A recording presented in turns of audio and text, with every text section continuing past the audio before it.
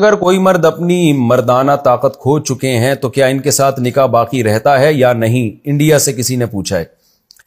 دیکھیں، مرد اگر ازدواجی زندگی کے لائق ہی نہ ہو، اس میں سیکشول ڈیزائرز ہی نہ ہو یا سیکشول پاور ہی نہ ہو، تو ایسے مرد کے لیے شادی حرام ہے، ناجائز ہے۔ اگر وہ شادی کرتا ہے تو پہلے بتا دے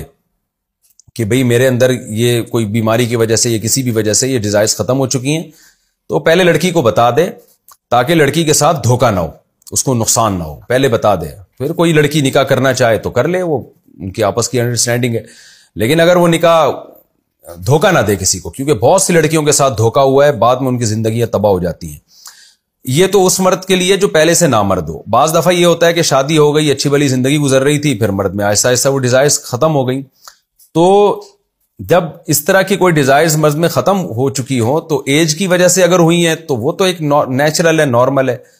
لڑکی اگر جوان ہے تو وہ اپنے شوہر سے طلاق کا مطالبہ کر سکتی ہے، بھئی میں بالکل ینگ ہوں اور آپ کی ایج زیادہ ہو گئی، آپ بالکل جو ہے نا اب امید نہیں ہے کہ آپ کے اندر یہ ڈیزائرز پیدا ہوں گی۔ تو ایسی صورت میں شریعت نے عورت کو اجازت دی ہے کہ وہ شوہر سے طلاق مانگ سکتی ہے۔ شوہر طلاق دے دے تو ٹھیک ہے، نہیں دے تو پھر اسی کے ساتھ صبر کرنا پڑے گا عورت کو۔ اب سوال پیدا ہوتا ہے اس میں عورت کا کیا قصور ہے؟ تو بھئی قصور یہ ہے کہ آپ کو پہلے سوچنا چاہیے تھا نا، آپ شادی کس سے کر رہی ہو؟ اتنے ایجڈ آدمی سے جب آپ شادی کر رہی ہو تو یہ سوچنا چاہیے کہ یہ بیچارہ 5-6 سال کے بعد نہیں جو ہے نا یہ اس بات کا امکان موجود ہے کہ ہو سکتا ہے اس میں ڈیزائرز ختم ہو جائیں، تو یہ شادی سے پہلے سوچنے کی چیز تھی۔ باقی یہ کہ بعض مردوں میں نہیں ڈیزائرز ختم ہوتی،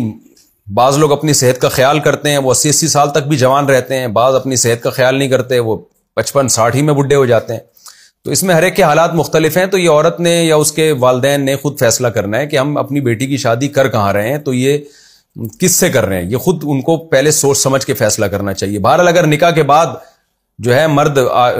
نامرد ہو گیا یعنی ایک ایج کی وجہ سے، تو عورت کو اس میں طلاق کا حق نہیں ہے۔ طلاق کے مطالبے کا حق تو ہے، شوہر اگر طلاق دے دے تو ٹھیک ہے، نہیں دے دے تو پھر صبر کرے اس کے ساتھ، لیکن اس میں خلا یا جو عدالتی خلا ہے یا نکاح کو ختم زبردستی کروا دینا، اس کا حق عورت کے پاس نہیں ہے۔ لیکن اگر جوانی ہی میں شوہر میں کوئی بیماری ہو گئی جس کی وجہ سے وہ یعنی عمر بھی زیادہ نہیں تھی اس کی اور کوئی بیماری کی وجہ سے ایسا ہو گیا، تو اگر شوہر پہلے بیوی کے پاس جاتا رہا ہے تو اس کا مطلب یہ ہے کہ وہ ایک وقتی عارضہ ہے، اس کے اندر یہ بیماری پیدا ہوئی ہے، یعنی کوئی ایسا ہم یقینی طور پر حکم نہیں لگا سکتے کہ ہمیشہ کے لیے ایسا ہو گیا ہے۔ تو ایسی صورت میں شریعت پھر شوہر کو علاج کی مہلت دیتی ہے، پھر ایسی صورت میں بھی عورت کو طلاق کا حق حاصل نہیں ہے۔ تو وہ جو ہے وہ یعنی شوہر سے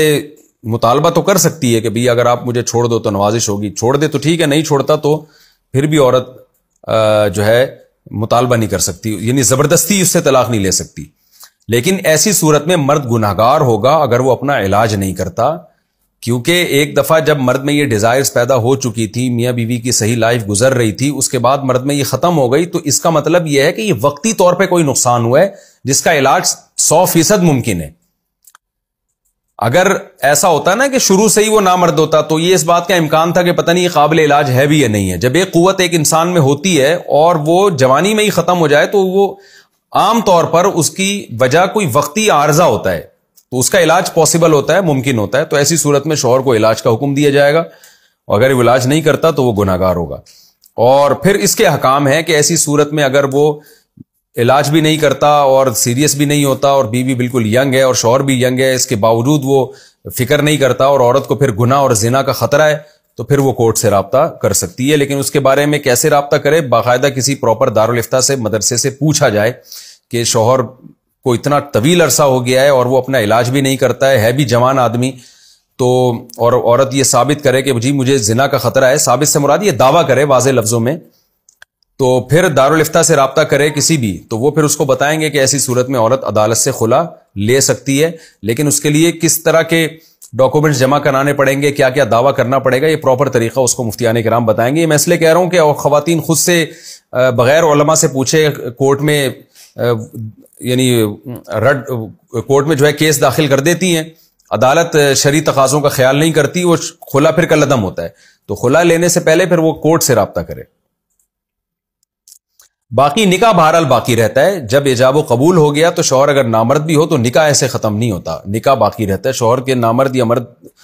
ہونے سے اس کا کوئی تعلق نہیں ہے۔